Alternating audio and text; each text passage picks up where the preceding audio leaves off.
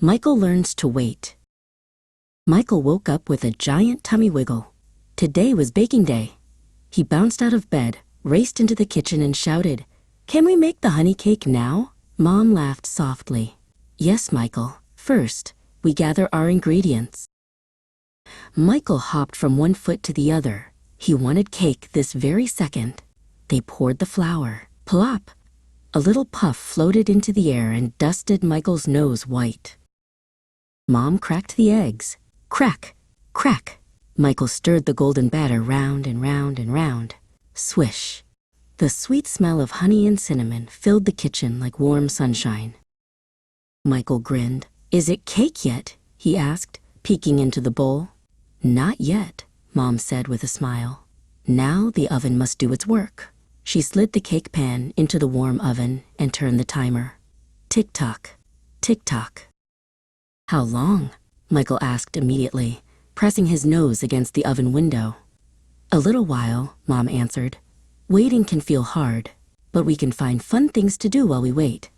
Michael sat on the kitchen floor and stared at the big clock. Tick, tock, tick. The red hand moved so slowly. His tummy wiggle turned into a tummy grumble. Waiting felt like the longest thing in the whole world. Mom sat beside him. "I have an idea," she said. "Let's draw what we think the cake will look like." Michael's eyes sparkled.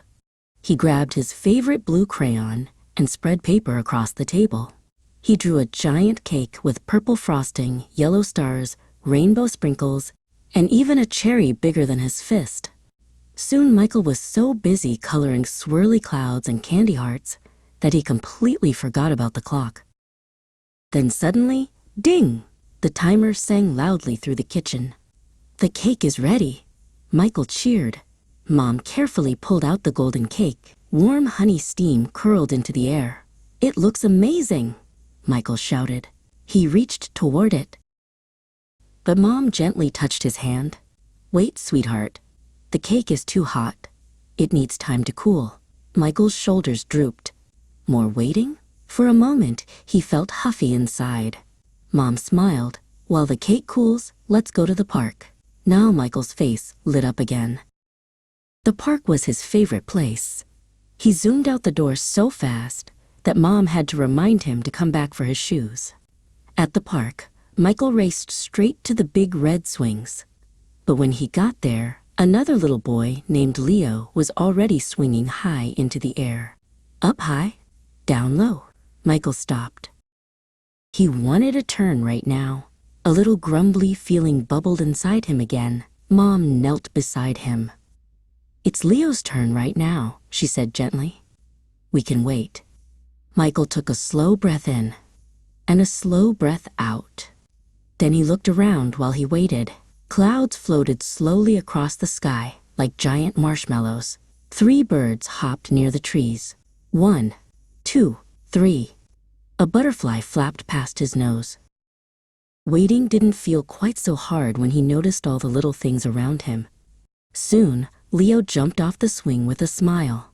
"Your turn," he called. Michael climbed on and swung higher and higher and higher. His toes almost touched the leaves above him. When they finally went home, the cake was cool and ready. Mom cut Michael a big slice. The honey cake was soft and sweet and warm with cinnamon.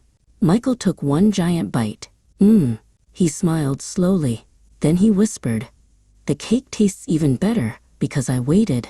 And somehow it really did.